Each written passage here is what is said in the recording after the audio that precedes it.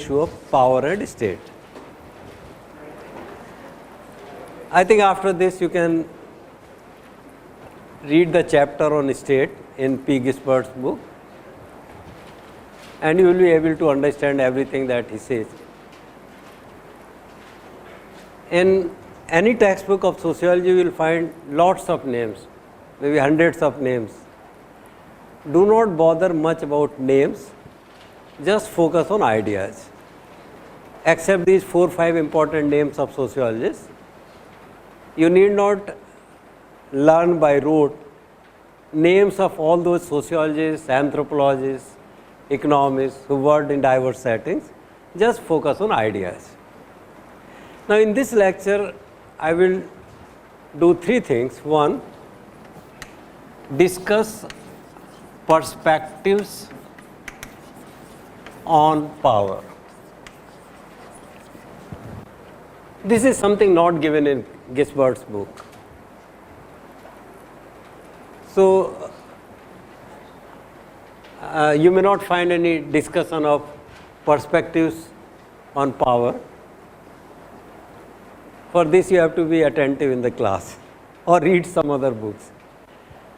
Second thing I will do is just indicate, not go into details, but indicate the types of state. And third, make a distinction between related terms like society, or sometimes called civil society, nation, and ethnicity.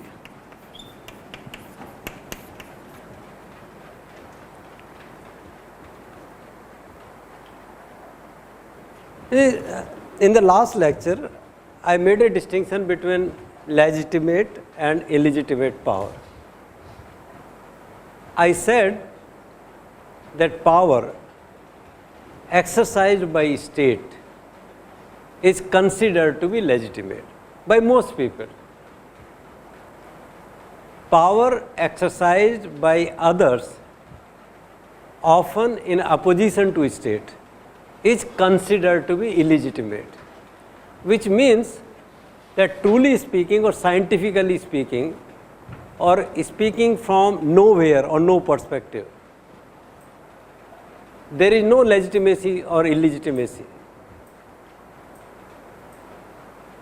Power is legitimate or illegitimate because it is considered to be so. It's not legitimacy or illegitimacy, is social. It does not come from God's perspective or from outsiders' perspective. And if there is a conflict in society, conflict between groups, associations, different sets of institutions which are part of a state, these terms may become vacuous.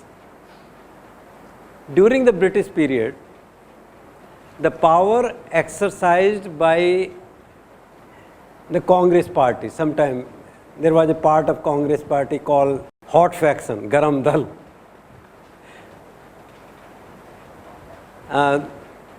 Or there were people like Subhash Chandra Bose, Bhagat Singh, Chandrasekhar Azad, who used power of gun, arms, bomb, firearms, bullets. Now, this power was illegitimate from the perspective of British state. But this power was legitimate from the perspective of freedom fighters and also from the perspective of many ordinary citizens who believed in the ideology or dreams of the freedom fighters. So, the difference between legitimacy and illegitimacy is not scientific or objective or from God's perspective or from others' perspective, it is from the perspective of society. State will always say that Maoists are wrong, that Naxalites are wrong, that secessionists are wrong.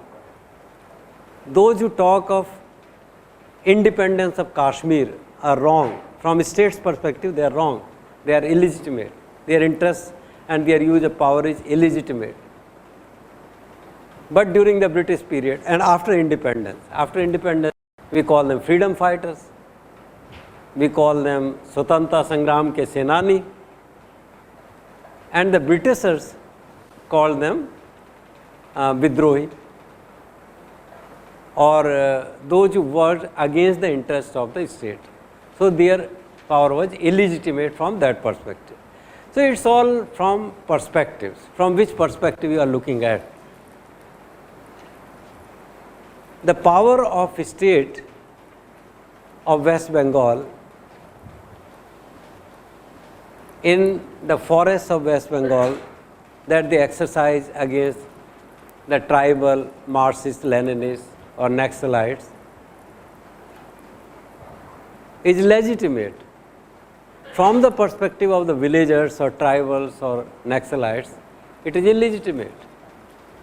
So it depends on the perspective. There is nothing, we independently, if we are not part of that society, then independently we cannot say what is legitimate, what is illegitimate. It all depends on the social positions. So we will talk about perspectives on power. But because this is a simpler matter, let me begin from here. Society is society, and society plus something becomes state. That something is monopoly of violence or distribution of power, political power. So when you talk of civil society, you talk of people outside the state system. This word civil society you must have heard more frequently in the context of the movement, anti-corruption movement by Anna Hazare or Swami Ramdev. The power of Anna Hazare and his group, Anna's power and the power of his group, the power of Ramdev, Patanjali Yoga Ashram and supporters of them, that is the power of civil society. If teachers, intellectuals, journalists, editors or ordinary people or media persons oppose government policy, then we say that there is a conflict between civil society and state. Long back, there is a long tradition in sociology, political science to distinguish between state, which has monopoly over power, and the rest of society. That rest of society is civil society. NGOs, non-government organizations, action groups, religion is part of civil society. So sometimes religious people, saints, religious leaders of one religion or several religions may come together to oppose some state policy. That is civil society versus state. The term nation is a different term. State and nation are not same.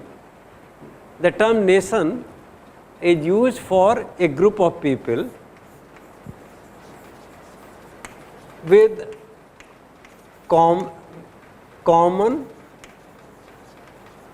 history and a common vision of the future.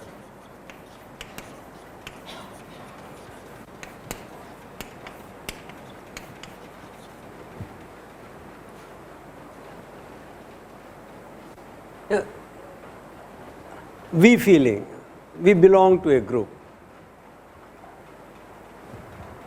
People with a common history, that we have a common history and we have a common vision of the future.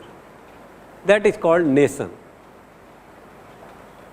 When I was not exposed to sociology literature,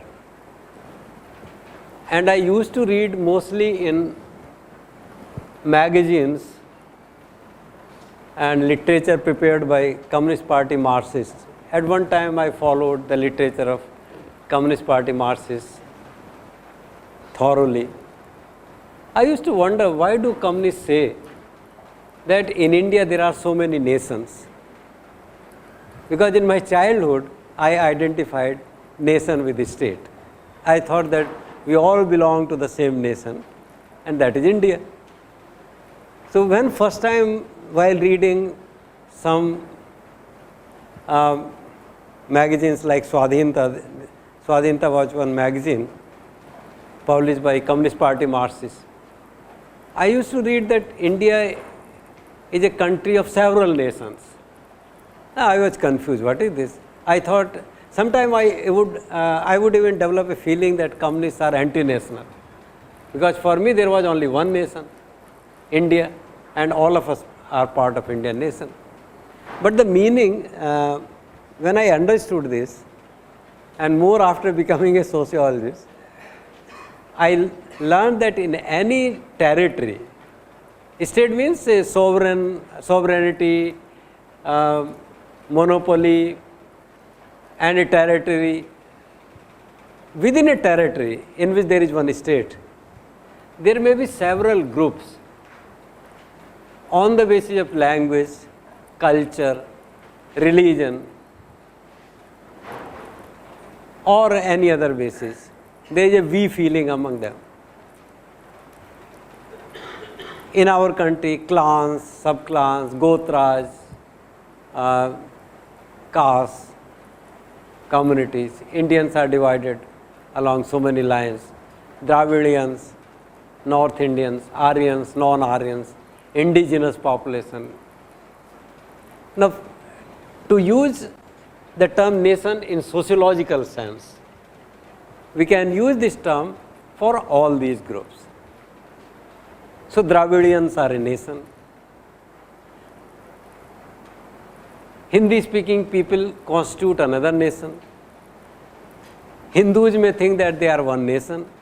The philosophy of Hindutva given by Golwalkar ji, Veer Savarkar, RSS tradition, Mukherjee. There is a feeling that Hindus are different from others, and this state must be based on the principle of Hindu Rashtra. They are one nation. Now, Muslims may think that Muslims have nothing in common with Hindus. That was the cause of separation or partition of the country into two parts. Because Muslims have nothing in common with Hindus. Their philosophy, their cosmology, their ethics, their laws or jurisprudence, their history, their future, their vision of the future, their destiny are different from those of Hindus. Likewise, Christians may think so. At one time, Jews all over the world they still believe in a common history and a common future. Till the Israel was formed, and Jews believed in a common history and a common future. They are a nation. So in India, there is one state in India which comprises of armed forces, judiciary, bureaucracy, civil servants, and elected representatives. That is Indian state. But within Indian state or in the Indian territory, there are so many nations.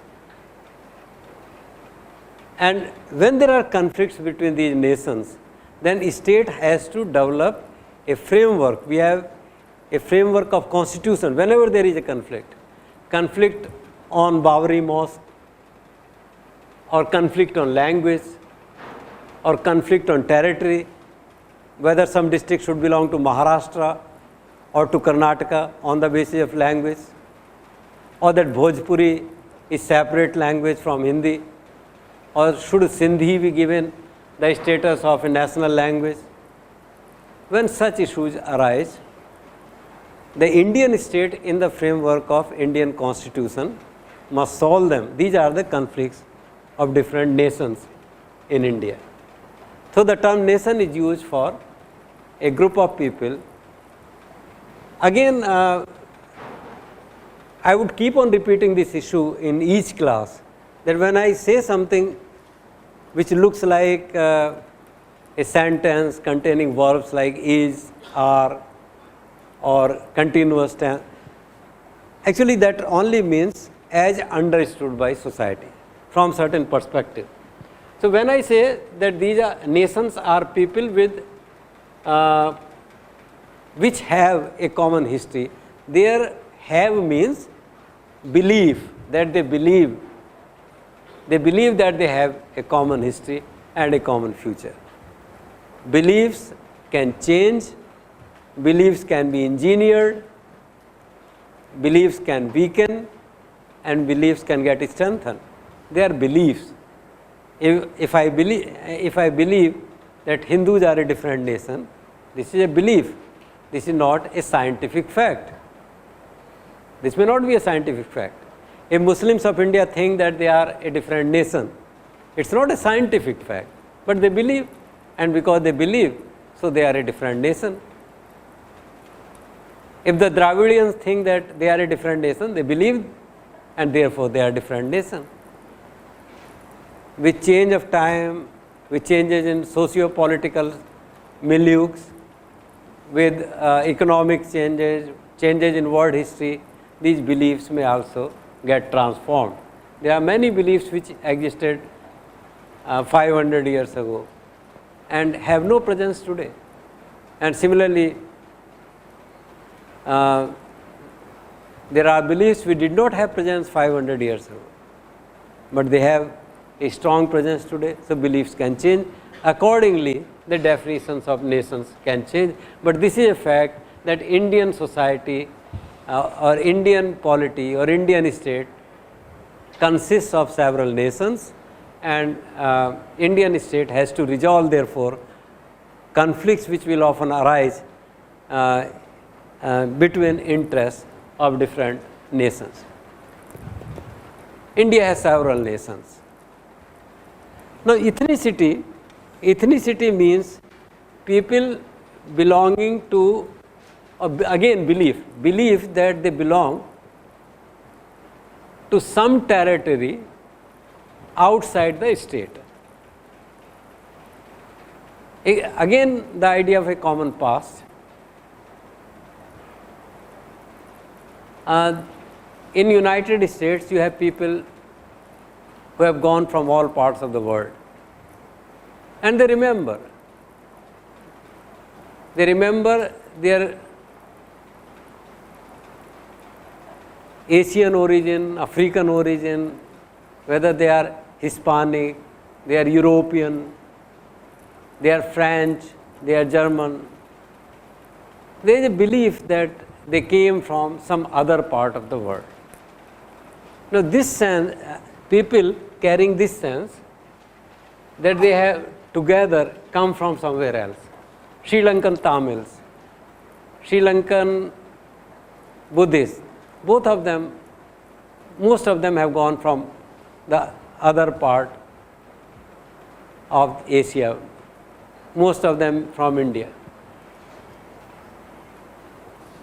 These are two ethnic groups, but they believe that they are the original inhabitants of Sri Lanka, but they still maintain a separation. There are two ethnic groups there. Muhajirs in Pakistan. Now, Muhajirs in Pakistan, a very powerful political group. Muhajirs constitute one ethnic category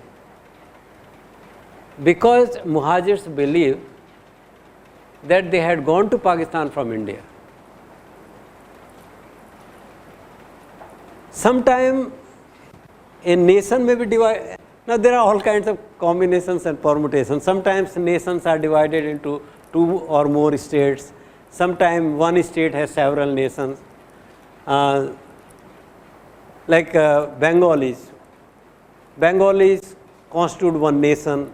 Their history, language, food habits, dress, mannerisms, many things are common. But today, the Bengali nation, Bengali nationality, a Bengali nation is divided into two states. East Bengal, West Bengal, Bangladesh and West Bengal. So there is one nation, and because of this national association, the people of Bangladesh found more affinity with Bengalis of India rather than with Urdu speaking Muslims of today's Pakistan. And that led to separation of Bangladesh from Pakistan. So in Africa, there are so many, by accident of history, in the same country, you have people belonging to different tribes. They are nations, and they often engage in violent conflict. Very violent conflict. Hundreds of people die when such inter-tribal violent clashes occur. And the same tribe is found in different states, in different countries. So nation is this common history, common future. And ethnicity is also a kind of nationality, but in ethnicity, a feeling that they are from somewhere else. An aerial kind of origin is involved. So Sindhis in India today constitute an ethnic group, because most of them have come to India after the partition of the country, and they believe that at one time they lived in Sindh, which is part of Pakistan today. They have become an ethnic group here. So there are terms like state, society, civil society, nation, ethnicity. They are used with some minute, some subtle difference in the ideas that they carry. Now, type of state, I am sure that all of you have heard about these types of states. State, in ancient society there was no state. When you read Gisbert, there is a long discussion of how traditional society or ancient society ran itself. There was no power. Power was collective. The power belonged to the whole clan or sub-clan, whole tribe, whole wandering group, food gathering, hunting group. There was no state as such, stateless society. Then you have city-states, small cities, plus a small population at the periphery sometime, constituting a state. The most known of all the city-states is Athens in Greek literature. This was a city-state. Singapore today, Taiwan is a city-state, Singapore is a city-state. In Singapore, you have Singapore and nothing else, Singapore, and so state of Singapore can be called a city-state. Likewise, Taiwan is also a city, largely a city-state. If Delhi was an independent, today's Union Territory Delhi, if Union Territory of Delhi was an independent state, it would be a city-state. And for people belonging to Kanpur, if they want to go to Delhi, they would require visa. But Delhi is not a city-state because Delhi is part of India, and people belonging to other parts of India do not require visa and passport to enter Delhi. But when we talk of states, some people talk of authoritarian and democratic state.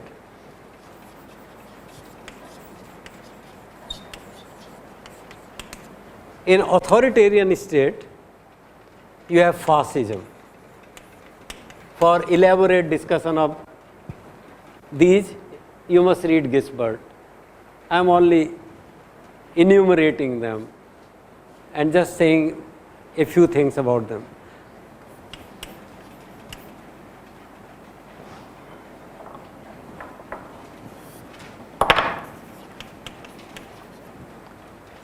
Nazism, fascism, socialism, communism, communist, fascist state, authoritarian state. In authoritarian states, you have fascist states, Nazis, socialists, communists, anarchists.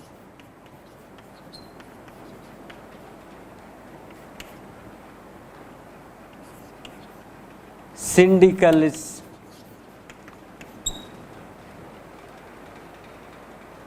several categories of this type. Democracy can be participatory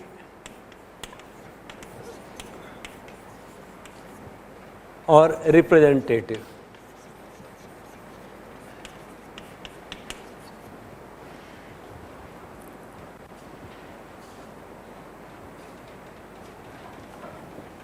One thing which is common to fascism and Nazism is the idea of nationalism, sometimes idea of racism, a very strong ideology, use of violence by state, not allowing other associations and social groups to wield power, strong control of media, intellectuals, philosophers, writers. That means absence of freedom of thoughts, expression. This is what it means, a strong leader ideology. Mussolini or Hitler, nationalism, fighting for the interests of Germany or Aryans, a strong belief that Hitler was fighting in the interest of the Aryan race. And intellectuals, universities, media, journalists, social groups, voluntary groups, religion even, had absolutely no say in running of state. They could not ever think of opposing the state policies. They are silenced. All other groups, associations in society are silenced. Fascist. Communist parties in India often use the term fascist for BJP, RSS, BJP, that they are fascist. And they are fascist, at least in one sense, that they believe in the strong ideology of Hindutva, nationalism, some kind of patriotism. They will not give freedom to express any other thought which goes against the basic philosophy of Hindutva. They will suppress the democratic rights of dissenters like Kashmir, Northeast, wherever people go against the state. They will say that these people are going against the interests of Hindutva, a strong Hindu Rashtra. Limited freedom to minorities. Yeah? But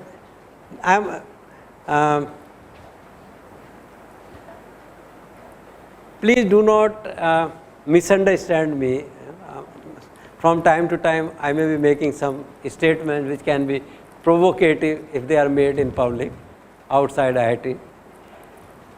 My purpose is only to illustrate. I am not saying, A.K. Sharma is not saying that BJP is fascist. I am saying that when communist parties say that BJP is fascist, then they use the term fascism in this sense. Okay.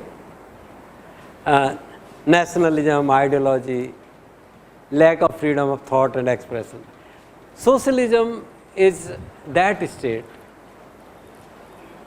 which promotes the interests of the working classes or proletariats. And communists are those who work according to Communist Manifesto, original Communist Manifesto of Karl Marx and Friedrich Engels. Communists are those who work in the common interests of the proletariat of the world.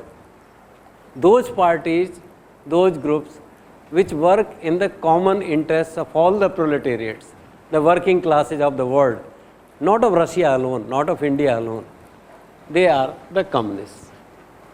They are trying to first form a socialist government which will work in the interest of the proletariats and gradually create condition for destroying the state itself, for destroying itself, and creating a condition of development of a stateless society, in which there will be no government, no power, all will be equally powerful, all will contribute to society according to their ability and take from society according to their needs. No government, no regime, no, everything equal, no class, no government. Anarchists believe in individual, moral, spiritual freedom, and syndicalists, another term you will find in Gisbert, stands for a state of the representatives of the workers of industry, industry wise, labor unions, trade unions type. If the workers' parties or workers' groups have say in deciding the policies of the industry, then you have this kind of syndicalists. You know, among the two greatest political leaders of India, Jawaharlal Nehru was Democrat, Gandhi was anarchist. Gandhi believed in soul force. Gandhi would say, if you do not like something decided by state, don't follow it. For Gandhi, moral force or spiritual force was more important than anything else. If you have to suffer, the condition of creation of anarchist state or anarchist situation would be that if you listen to your own inner voice and you act in accordance with your inner voice,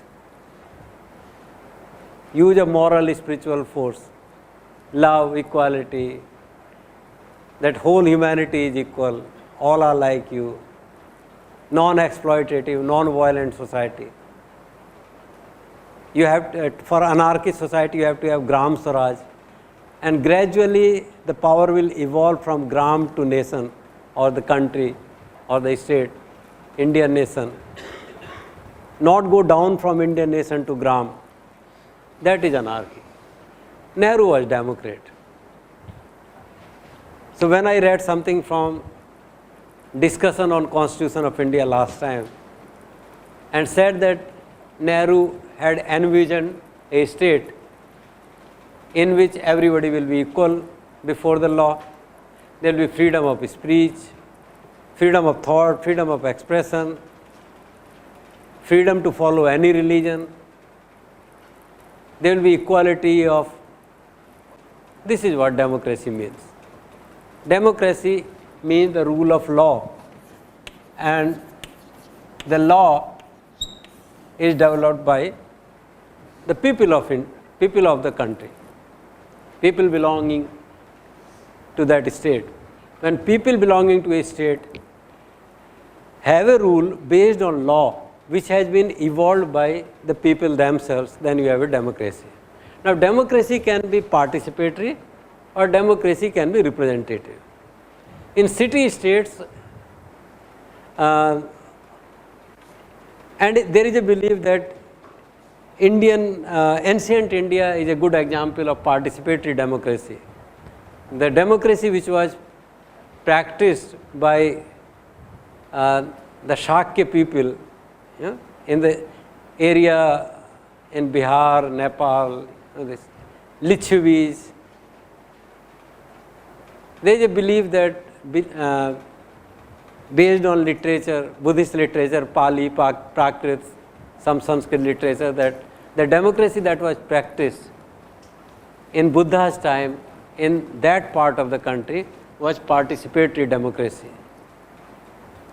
Everybody was equal and all major decisions were taken through participation of people. Great. But the problem with this participatory democracy, that a modern country like India with 1.25 billion people cannot have participatory democracy. In all the decisions of the government, all 1.25 billion people cannot participate. So, what we have to do then? We can only ensure that the voices of all social groups, associations, organizations, all interests are properly represented in the government. That's all we can do. We can only ensure that much, that representatives of all parts of India, all castes and communities, all nations. So, there must be representatives of North India, South India. Our parliament consists of representatives from all parts of the country.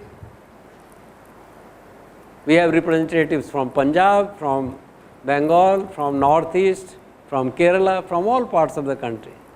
We have representatives of all castes and communities, including minorities, including Anglo-Indians. We have some representation of Anglo-Indians also. We have urban, rural constituencies. We have representatives of farmers, peasants. We have representatives of industrialists. We have representatives of intellectuals, and our constitution also permits to represent the people of India through certain artists or renowned people of literature and films, etc. We have a representative democracy today. This is all, and I remember that in this context, some elite theories said that unfortunately a society is always governed by a handful of persons whom we can call elite. Elite are superior to others. There will never be any time when there will be complete equality of power between people. Always elite rule will remain. At best, what you can ensure is that there is a government of the people, and the government may work in the government may take up such policies and programs which are in the interest of the people. Welfare programs, irrigation, education, promotion of health, various types of rights, employment rights, food security. Government may arrive at policy decisions which go in the favor of the people. That means government for the people. Government can be government of the people, government can also be for the people, but government can never be of the people, by the people, for the people. It can never be by the people. It can only be of the people, it can be for the people, but never by the people. Because by the people means going back to participatory democracy of Lec-10 or Shakya. The kind of democracy which was practiced in Buddha's kingdom. That is not possible. That is possible only in small city states or small areas. So, we have to rely on representative. There is always a danger that the representatives of a caste or community or region may act in their own interests and not in the interest of the people. And that is what is happening today. That everyone who comes to power in the name of different interests, castes, communities, regions, languages, ultimately becomes more interested in perpetuating his or her own financial, political and social interests rather than interests of the nation. But there is no alternative. Even in socialist or communist society, there is no guarantee that the government will actually work in the interest of proletariats.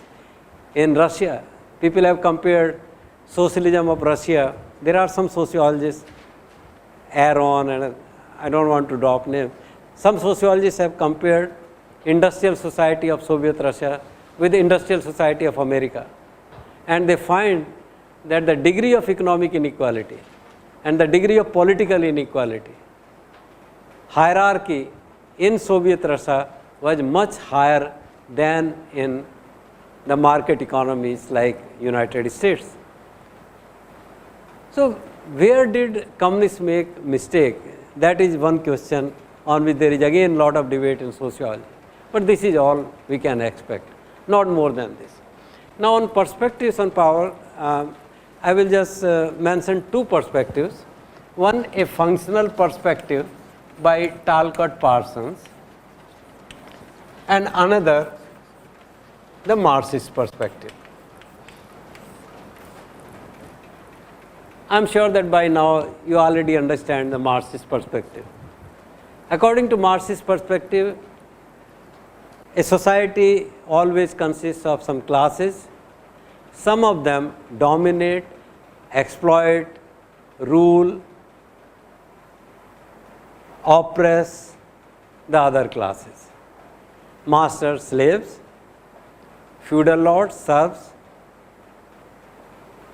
journeymen, traders.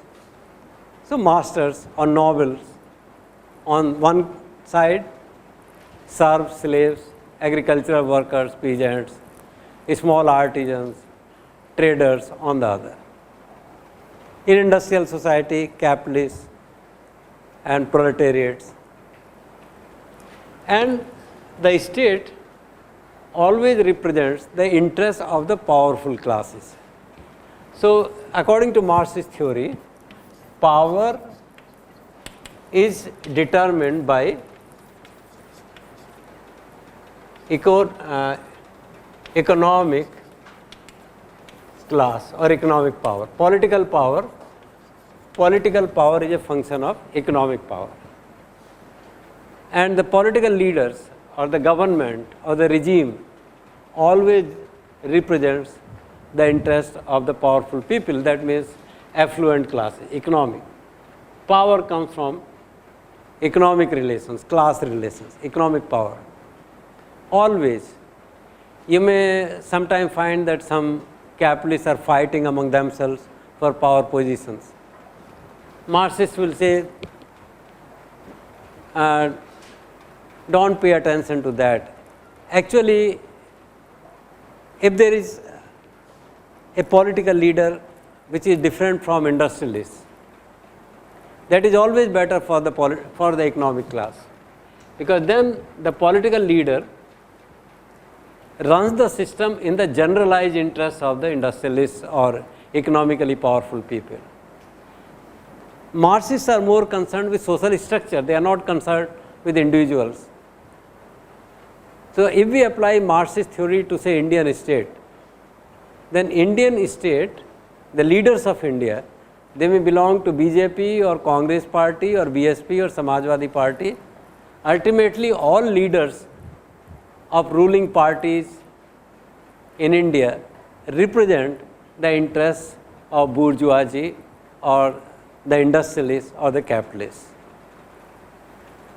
For Marxists, it is not important. This question is absurd whether they represent the interests of Reliance Industries more or the interests of Birlas more.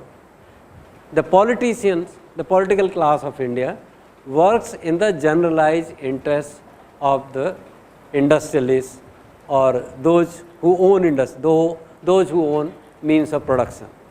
Industrialists and feudal element. In rural areas, feudal elements who possess land, and in urban areas, industrialists who possess industry, means of production. So Marxist theory of power goes in this direction.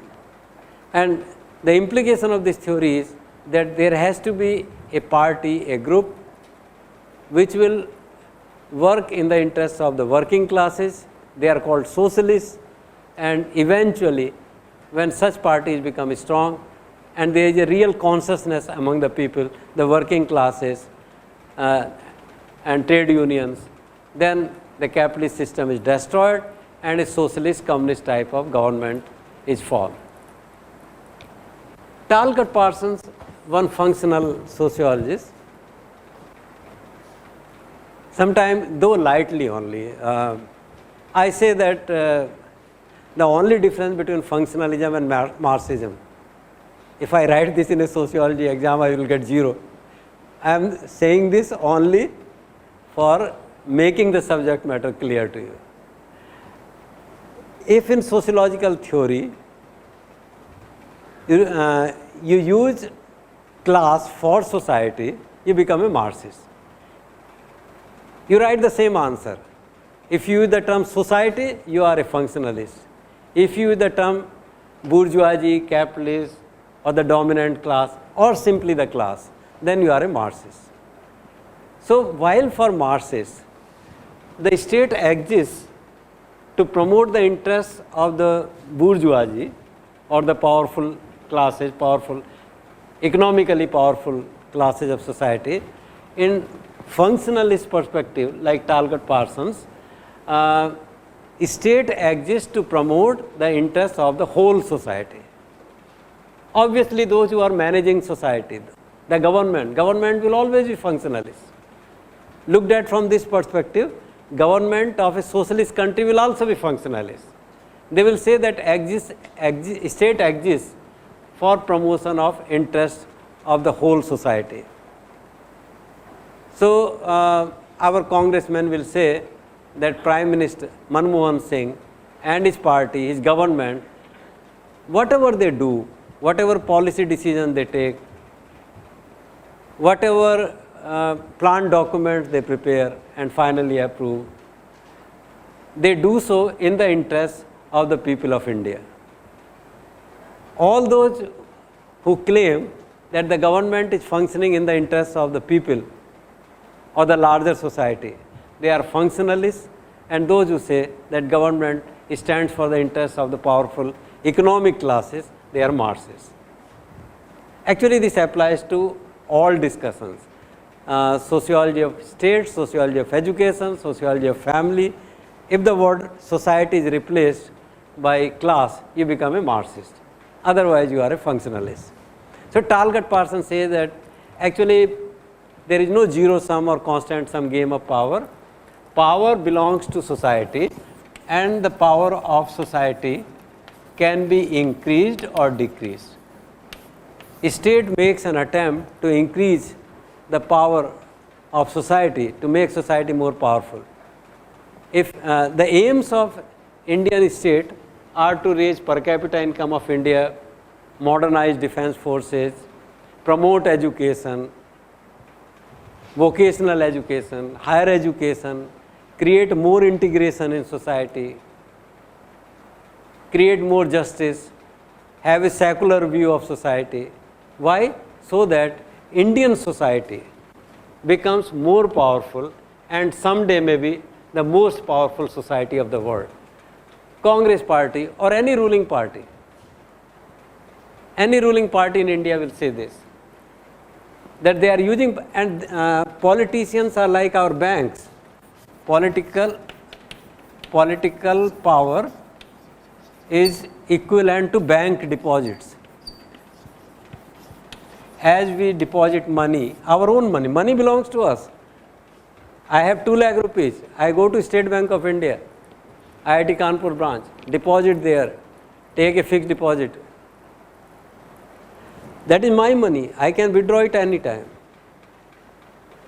So, likewise, in the political power, in the representatives, in political leaders, in state, it is my power, my money. People of India have vested their power in the state through their political representatives, so that the power of the collectivity, power of the entire nation, whole society can be increased. India becomes more powerful than Pakistan. If we have this view that the state of India, armed forces, elected representatives, bureaucracy of India, judiciary, they are working in the interest of promotion of power of India, then we take the position of Talcott Parsons. This is one view. Many of us often take this view. And if you take the view that the state of India is working in the interest of the affluent classes or middle classes, upper middle classes, industrialists. Then we have a Marxist view of power. I have not discussed everything of the chapter on state in Gisbert. Now you can read it. I am sure that all conceptual issues have been dealt with. Actually, I have given you much more than what is given in Gisbert, and reading of Gisbert should not be a difficult thing at all now. You do not have to remember names, just focus on ideas which are important in discussion of state. On state itself we can have one semester course, but because we have to discuss everything of society, so I will not discuss state anymore. In the next class I will talk about economic institutions. There is one question. Yes, please. Sir, isn't Talcott Parsons' view a very naive and egalitarian view of the society, because it ignores all the conflicts and contradictions of the society, like class and economic. One day I told you that in sociology can be done from several perspectives: managerial perspective, experts perspective, or sociologist perspective, and people's perspective. In all societies, the managerial perspective is going to be the functional perspective only. Or Hitler will not say that he is using power for any purpose other than promotion of the interests of the Aryan race. Mao will not say that Mao is using power. Stalin, they killed lakhs of comrades themselves. Lenin, Stalin killed more of comrades, not ordinary people, more of his party men, leftists only, those who worked with Stalin for a long time. Stalin killed lakhs of comrades or communists, and his claim was that he was doing, it is important to do so that the Russian society becomes world's most industrially advanced society, most powerful society. Stalin could justify his killings of his comrades by saying that they are competing with United States, with market economies, and it is their political, theoretical and humanitarian duty to crush capitalism and promote the interests of socialism and communism. For this purpose, if for some time they have to kill some comrades, because these comrades are asking for revisionist policies, then it's justified. So governments will always take a functionalist view, and therefore whether in the name of Talcott Parsons or by some other name, this kind of idea will always remain. As long as there is government, there will be a view of Talcott Parsons type. But this thing is a given. Okay, administration is supposed to do that. It is supposed to have political power to serve the interest of the society. But like you said, in a managerial viewpoint, so a manager is supposed to solve problems which may come between the serving the interest of the whole company. So what have they suggested to account for contradictions which, because this is a given, okay, they are supposed to do that. So it's not unreal. This conflict is not unreal, and this situation will always remain. Like petroleum prices. Today a big Bharat Bandh is going on.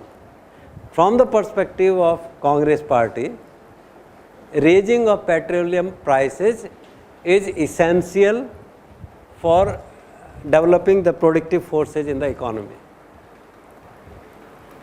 For those in opposition, rise of petroleum prices simply shows serving the interest of petroleum companies and not Indian people. So there is a conflict, and conflict is as natural as cooperation. So in society both cooperation and conflict will remain, so both kinds of viewpoints will remain. Thank you.